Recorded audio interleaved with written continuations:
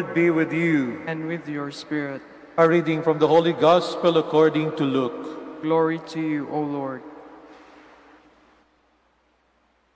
Jesus said to his disciples, "Be sure of this, if the master of the house had known the hour when the thief was coming, he would not have let his house be broken into.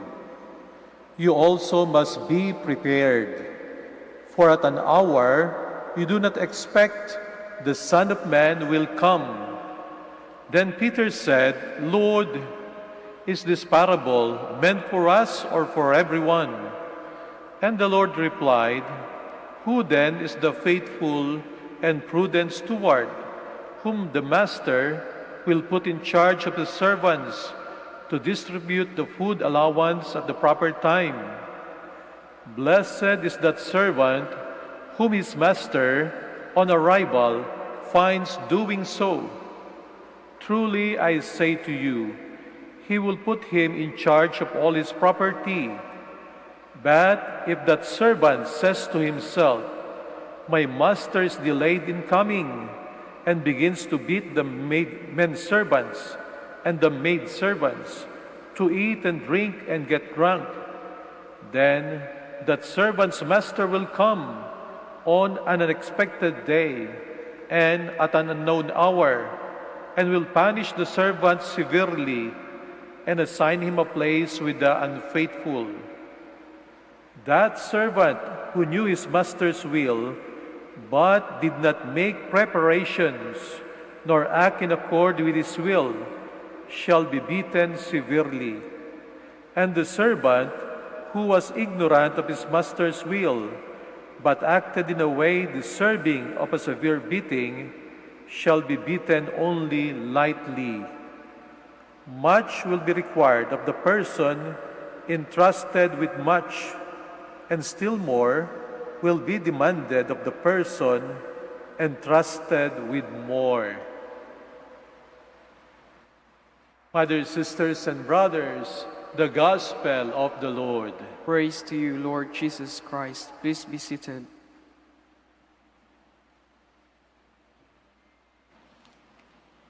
Ang paghahanda po ay isa sa mga susi ng ating tagumpay sa buhay nito hanggang sa kabilang buhay. Mga minamahal na kapatid sa ating Panginoong Jesucristo, meron pong isang kwento tungkol sa mga Roman soldiers noong unang panahon. Bago sila sumabak sa giyera, the night before the war, yung kanilang general ay pinupuntahan ang hukbo, ang army, at pinagsasabihan ng ganito: ang giyera ay napagtatagumpayan, napapanalunan, hindi bukas, hindi habang nakikipaglaban. Ang sabi niya, ang giyera ay napagtatagumpayan the night before or several days before the war. Depende kung sino ang naghanda. Kung sinong army ang handang-handa, hindi pa nagsisimula ang giyera, tapos na ang labanan, sila na ang tagumpay. Napakahalaga po ng paghahanda para sa ating buhay. Tayo naghahanda sapagkat nare-realize natin that there are things that we cannot obtain in the last minute. May mga bagay-bagay sa buhay nito na hindi mo pwedeng makamtan, makuha kung last minute na. Alam na alam yan halimbawa ng mga estudyante. Dito po sa Manawag, hindi lamang nagpupunta yung mga tao para magpa-blessing ng sasakyan o ng religious articles. Marami rin po mga estudyante, lalo na yung mga kukuha ng bar exam, board exam, at kung ano pang examination, na nagpapupunta rito para magpa-blessing. Dala-dala nila yung kailang mga lapis, ballpen, papel, sapatos, uniforme, at pinapabasa-basan po sa amin. Lagi naming pinapaalala sa kanila na kung kayo magtatagumpay, dapat mahaba ang inyong paghahanda. Napakahirap nung magkakraming ka Alam na alam natin yan bilang dumaan din tayo, bilang mga mag-aaral. Hindi uubra, no? Di ka magtatagumpay kung kailan malapit na examination, saka ka magkukumahog sa pag-aaral.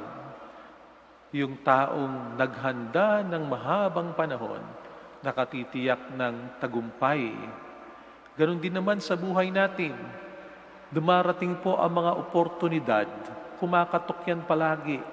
Ang problema, pagkatok ng oportunidad, wala tayong skills para sa oportunidad na yon. O wala tayong necessary character para makuha ang trabaho na yon. Usong-uso nga po yung salitang mismatch. Maraming trabaho, kaya lang yung mga manggagawa, hindi qualified dun sa inaasahan ng trabaho. Walang skill sa naihanda.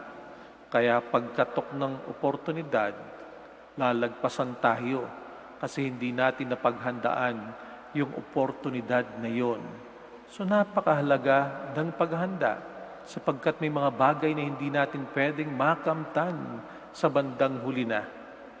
Pangalawa, sa paghahanda, ito rin po ay pagtatanong sa ating mga sarili, ano man ang ating edad sa buhay nito, kung paano natin gugugulin yung natitira pa nating buhay, saan natin gagamitin ang buhay natin. Doon sa mga medyo bata pa, siguro in their 20s or 30s, understandably, ang concern niyan ay sa pagbuo ng pamilya.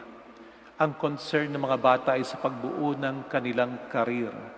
Tinitingnan nila kung anong talento ang pinagkaloob sa kanilang ating Panginoon at paano nila ito gagamitin.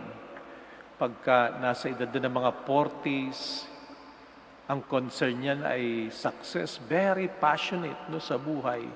Paano ko gagamitin ang aking energy para maging matagumpay. Pero kapag ka nagkaedad na ng 50s pataas, iba na ang concern. Hindi nag-aano sa success. Ang tinitingnan na niya ay kung nagiging significant pa ang kanyang buhay. Tinatanong niya, ano bang kahulugan ng buhay? Do I make a difference in the society? Ang ginagawa ko ba ay yung talagang bagay na nagpapasaya sa akin? Yung ginagawa ko ba araw-araw, baka hulugan pa para sa aking lipunan na ginagalawan? Yan ay nagiging concern kapag ka nagkakaedad na. Tinatanong natin kung ano ba talaga ang mahalaga sa buhay nito.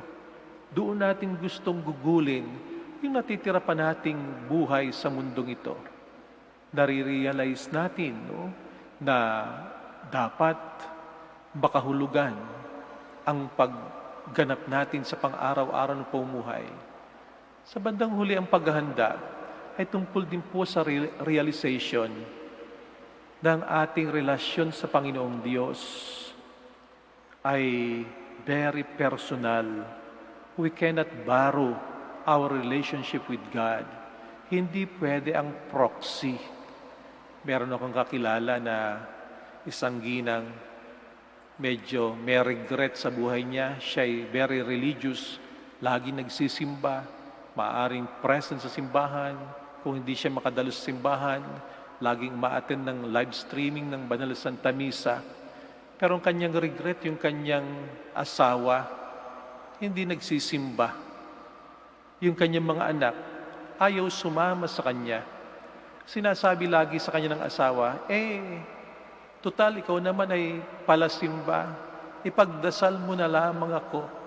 Ikaw nang bahala. Sa bandang huli, lahat tayo ay huhusgahan. Merong final judgment. At sa paghuhusga, hindi natin pwedeng sabihin, Lord, yung akin naman pong asawa ay palasimba. Yung akin naman pong asawa ay paladasal. Lagi naman pong yun nasa simbahan. Sa bandang huli, ang paghusga sa atin ay individual. Isa-isa tayong hatulan ng ating Panginoon. Ang relasyon natin sa Panginoong Diyos, hindi pwedeng proxy. Gagampanan na yung asawa. yung iyong responsibilidad sa ating Panginoong Diyos.